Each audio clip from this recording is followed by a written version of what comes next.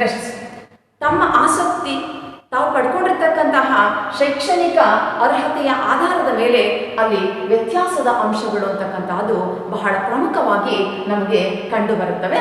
ಅಂತಹ ವ್ಯತ್ಯಾಸ ಅಂತಕ್ಕಂತಹದ್ದು ಸಮಾಜದ ಒಂದು ಬಹುಮುಖ್ಯವಾದಂತಹ ಲಕ್ಷಣ ಆಗಿದೆ. ವ್ಯತ್ಯಾಸದ ಅಂಶಗಳು ಸಮಾಜದಲ್ಲಿ ಇವೆ. ಮತ್ತೊಂದು ಸಹಕಾರ ಮತ್ತು ಶ್ರಮ ವಿಭಜನೆ, cooperation and division of labour ಅಂತಕ್ಕಂಥದ್ದು.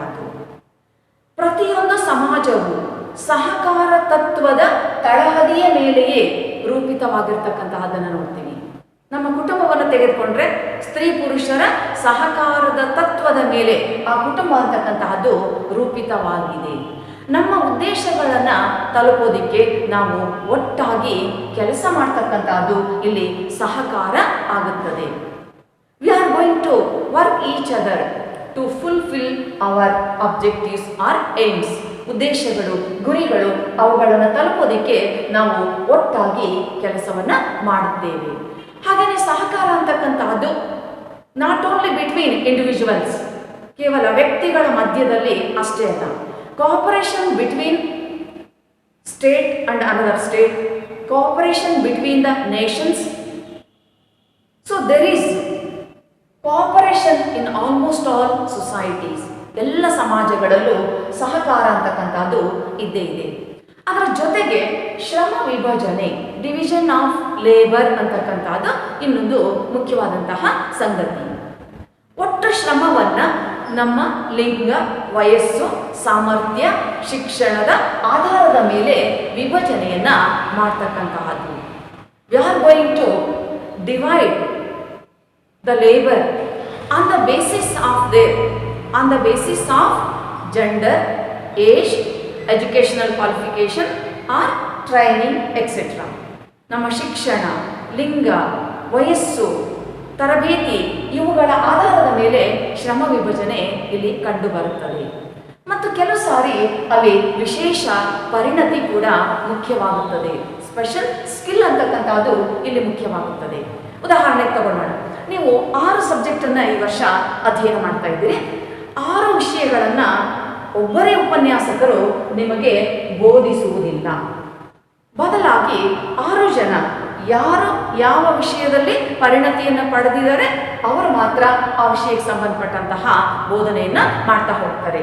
ಹೀಗಾಗಿ ನಾವು ಶ್ರಮ ವಿಭಜನೆಯನ್ನ ಅತ್ಯಂತ ಒಂದು ಪ್ರಮುಖವಾದಂತಹ ಭಾಗವಾಗಿ ಇಲ್ಲಿ ನೋಡ್ತೇವೆ ಎನ್ನುವಂತಹದ್ದು. ಮತ್ತೊಂದು ಲಕ್ಷಣ ಪರಸ್ಪರ ಅವಲಂಬನೆ, ಇಂಟರ್ ಡಿಪೆಂಡೆನ್ಸ್. ಯಾವುದೇ ಸಮಾಜಗಳು ಇಲ್ಲಿ ಅಸ್ತಿತ್ವಕ್ಕೆ ಬಂದಿರುವುದು ಪರಸ್ಪರ ಅವಲಂಬನೆಯ ಆಧಾರದ ಮೇಲೆ, ಸಹಕಾರ ತತ್ವದ ಆಧಾರದ ಮೇಲೆಯೇ. There is interdependency between husband and wife, interdependency between parents and children. ತಂದೆ ತಾಯಿಗಳು ಮತ್ತು ಮಕ್ಕಳ ನಡುವೆ ಅವಲಂಬನೆ, ಪತಿ ಪತ್ನಿಯರ ನಡುವೆ ಅವಲಂಬನೆ. ನಮ್ಮ ಸಾಮಾಜಿಕ ವ್ಯವಸ್ಥೆಗೆ ಬಂದರೆ ಅಲ್ಲಿ ಒಬ್ಬರು ಮತ್ತೊಬ್ಬರನ್ನ ಅವಲಂಬಿಸಿಯೇ ಬದುಕಬೇಕಾದಂತಹ ಒಂದು ಸ್ಥಿತಿ ಇದೆ. ನೋಡಿ, ಪ್ರಾಚೀನ ಸಮಾಜಗಳು ಸರಳವಾಗಿದ್ವು, ಸ್ವಯಂ ಪರಿಪೂರ್ಣವಾಗಿದ್ವು. ಆಗ ಯಾರು ಯಾರನ್ನು ಅವಲಂಬಿಸ್ತಾ ಇರಲಿಲ್ಲ.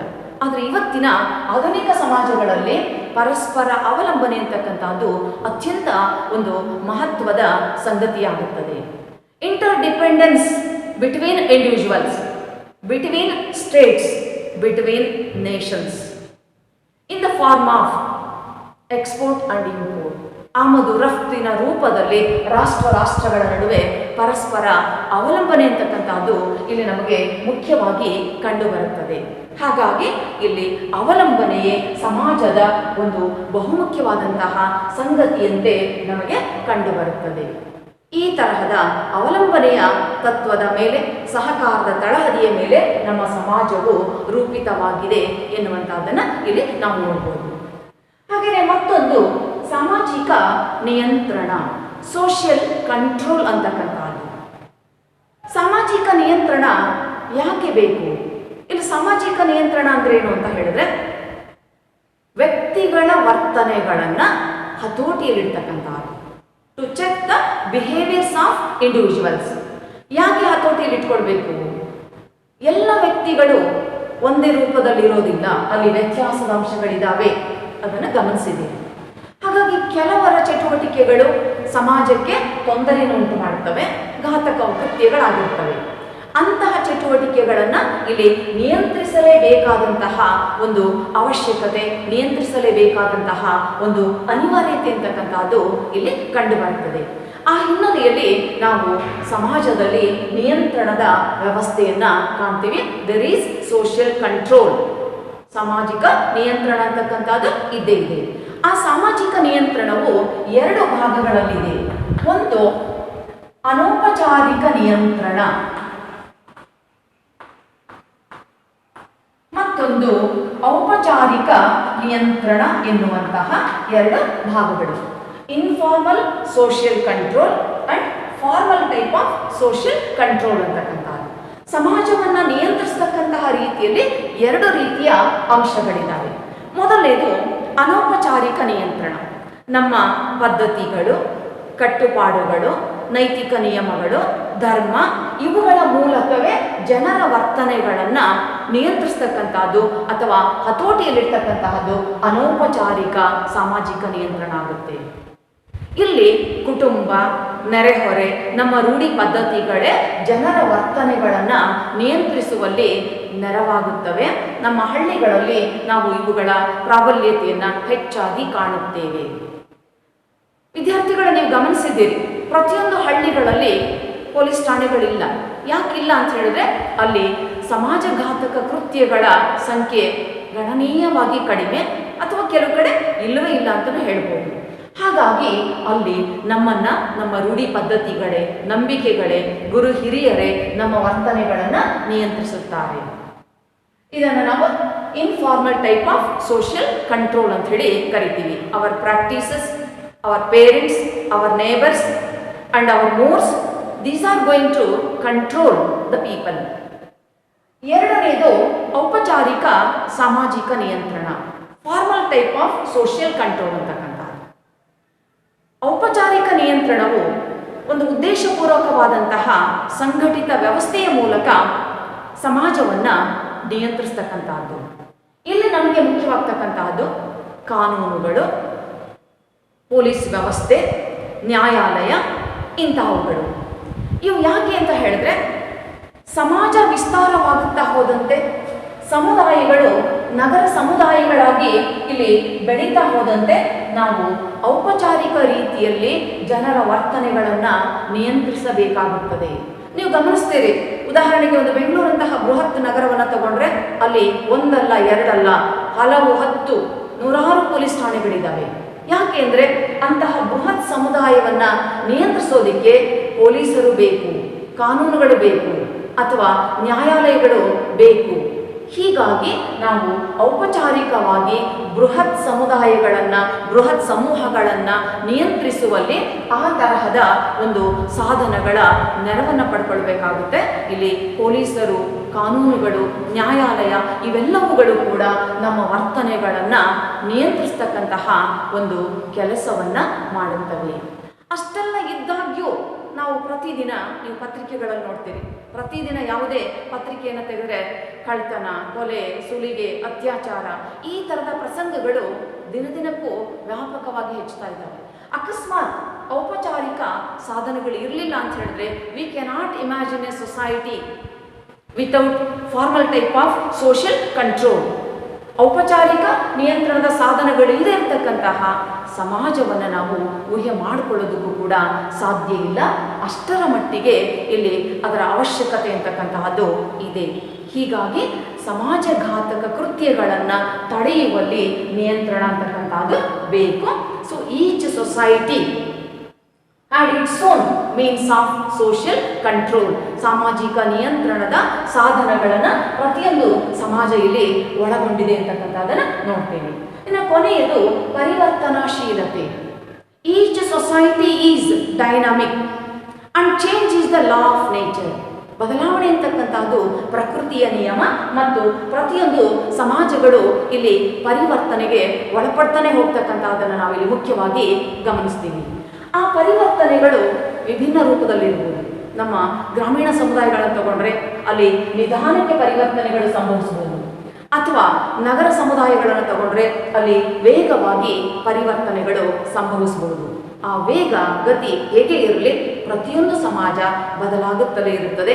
ಅದಕ್ಕೆ ನಾವು ಸಾಕ್ಷಿಯಾಗಿ ನೋಡ್ತಕ್ಕಂಥದ್ದು ನಮ್ಮ ಪ್ರಾಚೀನ ಸಮಾಜ ಬೇರೆ ರೂಪದಲ್ಲಿದ್ದರೆ ಇವತ್ತಿನ ಪ್ರಸ್ತುತ ಸಮಾಜ ಬೇರೆ ಇದೆ, ಮತ್ತು ಮುಂದೆ ಬರ್ತಕ್ಕಂತಹ ಸಮಾಜ ಇನ್ನೊಂದು ರೂಪದಲ್ಲಿ, ಭವಿಷ್ಯದ ಸಮಾಜ ಇನ್ನೊಂದು ರೂಪವನ್ನು ಪಡೆದುಕೊಂಡ್ರೂ ಆಶ್ಚರ್ಯ ಪಡಬೇಕಾಗಿಲ್ಲ. ಆ ರೂಪದಲ್ಲಿ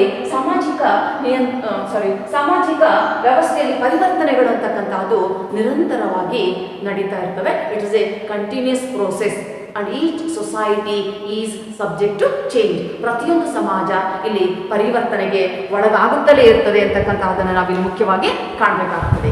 ಈ ರೂಪದಲ್ಲಿ ನಮ್ಮ ಸಾಮಾಜಿಕ ವ್ಯವಸ್ಥೆಗಳು ಪರಿವರ್ತನೆಯ ರೂಪವನ್ನು ಪಡ್ಕೊಳ್ತಾನೆ ಹೋಗ್ತವೆ ಎನ್ನುವಂತಹ ಸಂಗತಿ ಇಲ್ಲಿದೆ. ನೋಡಿ, ಹೀಗೆ ನಾವು ಸಮಾಜದ ಒಂದು ಬಹುಮುಖ್ಯವಾದಂತಹ ಲಕ್ಷಣಗಳನ್ನು ಇಲ್ಲಿ ನೋಡ್ತೇವೆ. ಇನ್ನು ಈ ಸಮಾಜ ಅಂತಕ್ಕಂತಹ ಒಂದು ವ್ಯವಸ್ಥೆಯಲ್ಲಿ ನಾವು ಕೆಲವು ಪ್ರಕಾರಗಳನ್ನು ನೋಡ್ತೇವೆ. ಸಮಾಜದ ಪ್ರಕಾರಗಳು. ಆ ಸಮಾಜದ ಪ್ರಕಾರಗಳನ್ನು ಪುನಃ ನಾವು ಎರಡು ಭಾಗಗಳಲ್ಲಿ ವಿಂಗಡಿಸ್ತೇವೆ. ಒಂದು ಆಧುನಿಕ ಪೂರ್ವ ಸಮಾಜಗಳು,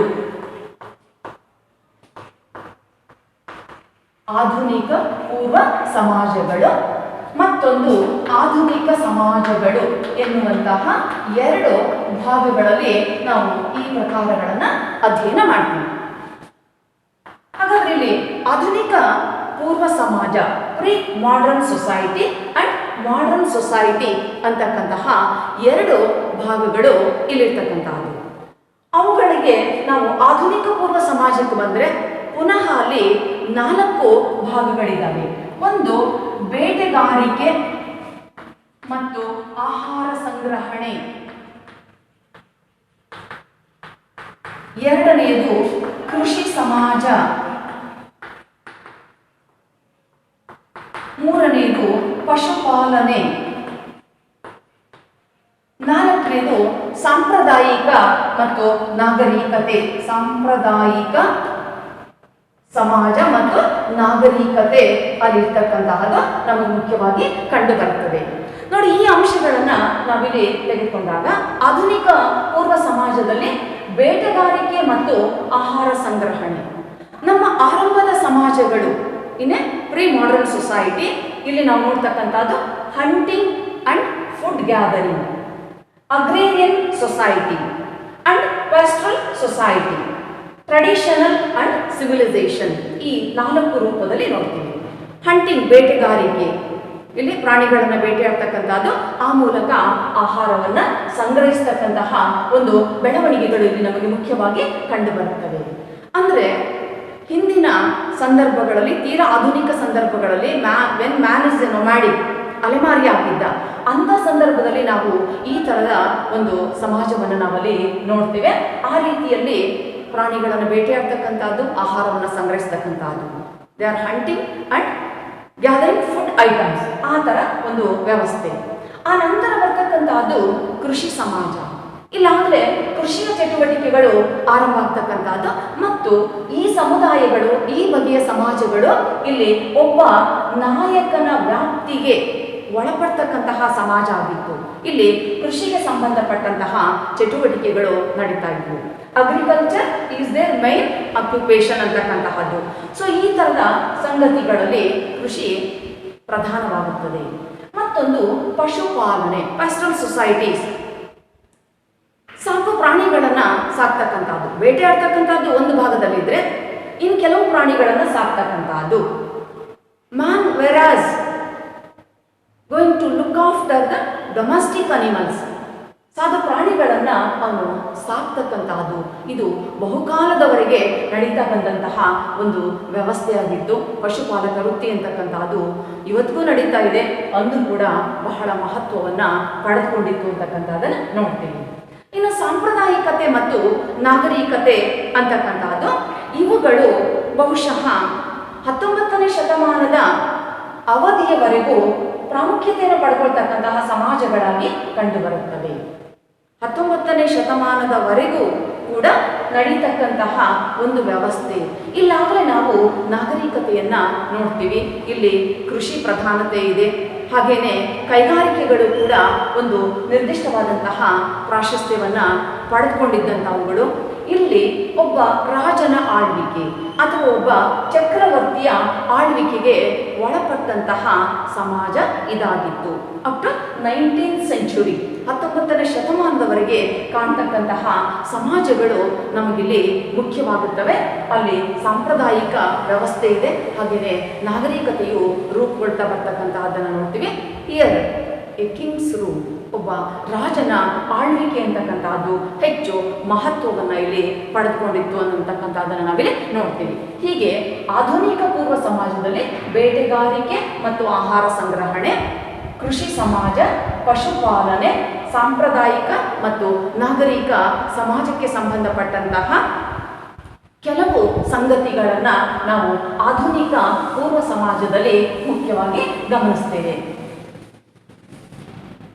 ಇನ್ನು ಆಧುನಿಕ ಸಮಾಜಕ್ಕೆ ಸಂಬಂಧಪಟ್ಟಂತೆ ನೋಡೋದಾದ್ರೆ, ಆಧುನಿಕ ಸಮಾಜದಲ್ಲಿ in a modern society also there are 4 type of classifications. ಇಲ್ಲೂ ಕೂಡ 4 ರೀತಿಯ ಒಂದು ವರ್ಗೀಕೃತವಾದಂತಹ ಒಂದು ವ್ಯವಸ್ಥೆ ಇದೆ. ಅದನ್ನು ನಾವು ಪ್ರಥಮ ಜಗತ್ತಿನ ಸಮಾಜಗಳು, ಪ್ರಥಮ ಜಗತ್ತಿನ ಸಮಾಜಗಳು, ಎರಡನೆಯದು ದ್ವಿತೀಯ ಜಗತ್ತಿನ ಸಮಾಜಗಳು, ಮೂರನೆಯದು ಅಭಿವೃದ್ಧಿ ಹೊಂದುತ್ತಾ ಇರತಕ್ಕಂತಹ ಪ್ರಗತಿಶೀಲ ಸಮಾಜಗಳು, ನಾಲ್ಕನೇದು ಕೈಗಾರಿಕಾ ಸಮಾಜಗಳು.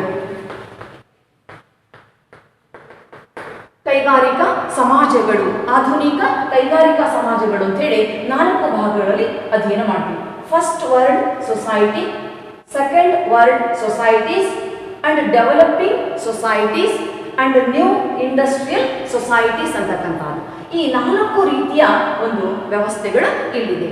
ಇಲ್ಲಿ ಪ್ರಥಮ ಜಗತ್ತಿನ ಸಮಾಜಗಳನ್ನು ನಾವು ತೆಗೆದುಕೊಂಡಾಗ 18ನೇ ಶತಮಾನದವರೆಗಿನ ವ್ಯಾಪ್ತಿ ಮತ್ತು ಅಲ್ಲಿಂದ ವಿಶೇಷವಾಗಿ ರೂಪುಗೊಳ್ತಕ್ಕಂತಹ ಸಮಾಜಗಳು, ಉದಾಹರಣೆಗೆ ಜಪಾನ್ ಆಗಿರ್ಬೋದು, ಆಸ್ಟ್ರೇಲಿಯಾ ಆಗಿರ್ಬೋದು, ನ್ಯೂಜಿಲೆಂಡ್ ಆಗಿರ್ಬೋದು, ಇವುಗಳು ಪ್ರಥಮ ಜಗತ್ತಿನ ಸಮಾಜಗಳ ಒಂದು ವ್ಯಾಪ್ತಿಯಲ್ಲಿ ಬರ್ತಕ್ಕಂತಹವುಗಳು.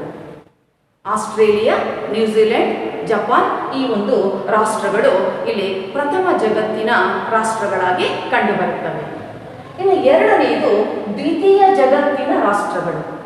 ಇಲ್ಲಿ ದ್ವಿತೀಯ ಜಗತ್ತಿನ ರಾಷ್ಟ್ರಗಳು ಯಾವುದು ಅಂತ ಹೇಳಿದ್ರೆ, ರಷ್ಯಾ ಕ್ರಾಂತಿಯ ನಂತರ ಅಸ್ತಿತ್ವಕ್ಕೆ ಬಂದಂತಹ ಸಮಾಜಗಳನ್ನು ನಾವು ದ್ವಿತೀಯ ಜಗತ್ತಿನ ಸಮಾಜಗಳು ಅಂತ ಹೇಳಿ ಕರಿತೀವಿ. ರಷ್ಯಾದ ಕ್ರಾಂತಿಯ ನಂತರ ರೂಪುಗೊಂಡಂತಹ ಸಮಾಜಗಳು ದ್ವಿತೀಯ ಜಗತ್ತಿನ ಸಮಾಜಗಳಾಗಿವೆ. ಇನ್ನು ಪ್ರಗತಿಶೀಲ ರಾಷ್ಟ್ರಗಳ ಬಗ್ಗೆ ಬಂದರೆ ಡೆವಲಪಿಂಗ್ ಸೊಸೈಟೀಸ್ ಅಂತೇಳಿ ಹೇಳ್ತೀವಿ. ಇಲ್ಲಿ ಕೆಲವು ದೇಶಗಳು ಯಾವುದೋ ಒಂದು ಆಳ್ವಿಕೆಯಿಂದ ಬಿಡುಗಡೆಗೊಂಡಿರ್ತಕ್ಕಂತಹ ಸಮಾಜಗಳು ಇಲ್ಲಿವೆ. ಭಾರತ, ಚೀನಾ ದೇಶ ಅಥವಾ ದಕ್ಷಿಣ ಅಮೆರಿಕ, ಆಫ್ರಿಕಾದ ಕೆಲವು ರಾಷ್ಟ್ರಗಳನ್ನು ತಗೊಂಡ್ರೆ ಅವೆಲ್ಲವೂ ಪ್ರಗತಿಶೀಲ ಸಮಾಜಗಳ ಒಂದು ವ್ಯಾಪ್ತಿಯಲ್ಲಿ ಬರ್ತಕ್ಕಂತಹವುಗಳು. ಸೊ ಇಲ್ಲಿ ಡೆವಲಪಿಂಗ್ ಸೊಸೈಟೀಸ್ ಅಂತ ಹೇಳುವಾಗ there is India, China, South America and some African nations, ಈ ತರದ ಕೆಲವು ರಾಷ್ಟ್ರಗಳು ಈ ಒಂದು ವ್ಯಾಪ್ತಿಯಲ್ಲಿ ಬರ್ತವೆ. ಇನ್ನು ಕೊನೆಯದು ಕೈಗಾರಿಕಾ ಸಮಾಜಗಳು, ನ್ಯೂಲಿ ಇಂಡಸ್ಟ್ರಿಯಲ್ ಸೊಸೈಟೀಸ್ ಅಂತೇಳಿ ಹೇಳುವಾಗ 1970ರ ನಂತರ ಅಸ್ತಿತ್ವಕ್ಕೆ ಬಂದಂತಹ ಸಮಾಜಗಳು ಇವು. These societies are came into existence since 1970 onwards. ಸೊ ಇಲ್ಲಿ ಮುಖ್ಯವಾಗ್ತಕ್ಕಂತಹದ್ದು ಏನು ಅಂತ ಹೇಳಿದ್ರೆ, ಕೈಗಾರಿಕೆಗಳು ಪ್ರಧಾನವಾಗಿರೋದ್ರ ಜೊತೆಗೆ ಅಲ್ಲಿ ಕೃಷಿಯ ತಕ್ಕ ಮಟ್ಟಿಗೆ ಇರ್ತಕ್ಕಂತಹದ್ದು. ಇಲ್ಲಿ ನಾವು ನೋಡ್ತಕ್ಕಂತಹದ್ದು ಸಿಂಗಪೂರ್, ಹಾಂಗ್ಕಾಂಗ್, ಬ್ರೆಜಿಲ್, ಮೆಕ್ಸಿಕೋ ಈ ತರದ ದೇಶಗಳನ್ನ ನಾವು ಕೈಗಾರಿಕಾ ಸಮಾಜಗಳ ವ್ಯಾಪ್ತಿಯಲ್ಲಿ ನೋಡ್ತೇವೆ. ಹೀಗೆ 4 ಬಗೆಯ ಒಂದು ವರ್ಗೀಕರಣವನ್ನ ಆಧುನಿಕ ಸಮಾಜದ ವ್ಯಾಪ್ತಿಯಲ್ಲಿ ಕೂಡ ನೋಡ್ತೇವೆ. ಒಂದು ಪ್ರಥಮ ಜಗತ್ತಿನ ಸಮಾಜಗಳು, ದ ಫಸ್ಟ್ ವರ್ಲ್ಡ್ ಸೊಸೈಟೀಸ್. ದ್ವಿತೀಯ ಜಗತ್ತಿನ ಸಮಾಜಗಳು, ಸೆಕೆಂಡ್ ವರ್ಲ್ಡ್ ಸೊಸೈಟೀಸ್, ಪ್ರಗತಿಶೀಲ ಸಮಾಜಗಳು, ಡೆವಲಪಿಂಗ್ ಸೊಸೈಟೀಸ್, ಮತ್ತು ನಾಲ್ಕನೇದು ಕೈಗಾರಿಕಾ ಸಮಾಜಗಳು. ಇಲ್ಲಿ ಇಂಡಸ್ಟ್ರೀಸ್ ಮುಖ್ಯವಾಗ್ತಕ್ಕಂತಹದ್ದು, ನ್ಯೂ ಇಂಡಸ್ಟ್ರಿಯಲ್ ಸೊಸೈಟೀಸ್ ಅಂತಕ್ಕಂಥದ್ದು ಇಲ್ಲಿನ ಒಂದು ಭಾಗ ಆಗುತ್ತೆ. ಇಲ್ಲಿ ನಾವು ನೋಡ್ತಕ್ಕಂಥದ್ದು ಹಾಂಗ್ಕಾಂಗ್, ಸಿಂಗಪೂರ್ ಆ ಬಗೆಯ ರಾಷ್ಟ್ರಗಳನ್ನ. ಹೀಗೆ ಆಧುನಿಕ ಸಮಾಜಗಳು ಇಲ್ಲಿ ಅಷ್ಟೇ ಮಹತ್ವವನ್ನು ಪಡೆದುಕೊಂಡಂತಹವುಗಳು ಆಗ್ತವೆ. ಹೀಗೆ ನಾವು ಸಮಾಜದ ಪ್ರಕಾರಗಳನ್ನು ಎರಡು ಭಾಗಗಳಲ್ಲಿ ಅಧ್ಯಯನ ಮಾಡ್ತೀವಿ. ಒಂದು ಆಧುನಿಕ ಪೂರ್ವ ಸಮಾಜ, ಪ್ರೀ ಮಾಡರ್ನ್ ಸೊಸೈಟಿ, ಮತ್ತೊಂದು ಆಧುನಿಕ ಸಮಾಜ, ಮಾಡರ್ನ್ ಸೊಸೈಟಿ ಅಂತಕ್ಕಂಥದ್ದು. ಆ ಪ್ರತಿಯೊಂದರಲ್ಲೂ ನಾಲ್ಕು ಬಗೆಯ ವರ್ಗೀಕೃತವಾದಂತಹ ವ್ಯವಸ್ಥೆಯನ್ನು ಕುರಿತು ಅಧ್ಯಯನ ಮಾಡ್ತೀವಿ. ವಿದ್ಯಾರ್ಥಿಗಳೇ, ಈವರೆಗೂ ನಾವು ಸಮಾಜಶಾಸ್ತ್ರದ ಮೂಲಭೂತ ಪರಿಕಲ್ಪನೆಗಳಲ್ಲಿ ಸಮಾಜ ಅಂತಕ್ಕಂತಹ ಒಂದು ಪರಿಕಲ್ಪನೆಯನ್ನು ಕುರಿತು ವಿಶೇಷವಾಗಿ ಅಧ್ಯಯನ ಮಾಡಿದ್ದೀವಿ. ಇಲ್ಲಿ ಸಮಾಜ ಆ ಪದ, ಸೊಸೈಟಿ ಅಂತಕ್ಕಂತಹ ಪದದ ಶಬ್ದೋತ್ಪನ್ನ, ಹಾಗೆಯೇ ಸಮಾಜದ ಸಂಬಂಧಪಟ್ಟಂತಹ ವಾಕ್ಯಗಳು ಮತ್ತು ಲಕ್ಷಣಗಳು ಹಾಗೂ ಸಮಾಜದ ಪ್ರಕಾರಗಳನ್ನು ಕುರಿತು ಇಲ್ಲಿ ಅಧ್ಯಯನ ಮಾಡಿದ್ದೀವಿ. ಸಮಾಜ ಪದದ ಅಥವಾ ಸೊಸೈಟಿ ಪದದ ಶಬ್ದೋತ್ಪನ್ನ ಅದು 2 ಅಂಕಗಳ ಪ್ರಶ್ನೆ ಆಗಿದ್ದರೆ, ಸಮಾಜದ ಲಕ್ಷಣಗಳು 10 ಅಂಕಗಳ ಪ್ರಶ್ನೆ ಆಗಿದೆ. ಹಾಗೆಯೇ ಸಮಾಜದ ಪ್ರಕಾರಗಳನ್ನು ಕುರಿತು ಹೇಳುವಾಗ ಅದು 5 ಅಂಕಗಳ ಪ್ರಶ್ನೆ ಆಗಿದೆ. ಹೀಗೆ ನಾವು ಒಂದು ಬಹುಮುಖ್ಯವಾದಂತಹ ಮೂಲಭೂತ ಪರಿಕಲ್ಪನೆಯಾಗಿ ಸಮಾಜ ಅಥವಾ ಸೊಸೈಟಿ ಅಂತಕ್ಕಂತಹ ಒಂದು ಕಾನ್ಸೆಪ್ಟನ್ನು ಇಲ್ಲಿ ಅಧ್ಯಯನ ಮಾಡ್ತೀವಿ. ಸಮಾಜ ಎನ್ನುವುದು ಅತ್ಯಂತ ಮುಖ್ಯವಾದುದು. ಯಾಕೆ ಅಂತ ಹೇಳಿದ್ರೆ, man is A social animal, ಮಾನವ ಸಮಾಜ ಜೀವಿ, ಈ ಕೆನಾಟ್ ಲಿವ್ ವಿತೌಟ್ ಸೊಸೈಟಿ. ಹಾಗಾಗಿ ಆ ಸಮಾಜ ಅಂತಕ್ಕಂತಹ ಒಂದು ವ್ಯವಸ್ಥೆಯ ಚೌಕಟ್ಟಿನಲ್ಲಿ ನಾವು ಬದುಕ್ತಾ ಇದ್ದೀವಿ. ಆ ಸಮಾಜ ಅಂತಕ್ಕಂತಹದ್ದು ವ್ಯವಸ್ಥಿತವಾಗಿ ರೂಪುಗೊಂಡಿದೆ, ತನ್ನ ಅನುಕೂಲಕ್ಕಾಗಿ ಅನೇಕ ಲಕ್ಷಣಗಳನ್ನು ರೂಪಿಸಿಕೊಂಡಿದೆ. ಅವುಗಳ ಮೂಲಕ ಆ ಸಮಾಜದ ಅಭಿವೃದ್ಧಿ ಅಂತಕ್ಕಂಥದ್ದು ಆಗ್ತಾ ಬರ್ತಾ ಇದೆ ಅಂತಕ್ಕಂಥದ್ದನ್ನು ನೋಡ್ತೀವಿ. ಯಾಕೆಂದರೆ ನಾವು ಪ್ರಾಚೀನ ಸಮಾಜ, ಅದನ್ನು ಆಧುನಿಕ ಪೂರ್ವ ಸಮಾಜ ಅಂತ ಹೇಳ್ತೀವಲ್ಲ, ಆ ಸಮಾಜ ಆಗಿರ್ಬೋದು, ಆಧುನಿಕ ಸಮಾಜಗಳನ್ನು ನೋಡುವಾಗ ಆಗಿರ್ಬೋದು, ಇಲ್ಲೆಲ್ಲ ಕೂಡ ಆ ಸಮಾಜದ ಒಂದು ಬೆಳವಣಿಗೆ ಅಂತಕ್ಕಂಥದ್ದು ಆಗ್ತಲೇ ಇರ್ತಕ್ಕಂಥದ್ದನ್ನು ನಾವಿಲ್ಲಿ ಮುಖ್ಯವಾಗಿ ಗಮನಿಸ್ತೀವಿ. ಹೀಗೆ ಸಮಾಜ ಅಂತಕ್ಕಂತಹ ಒಂದು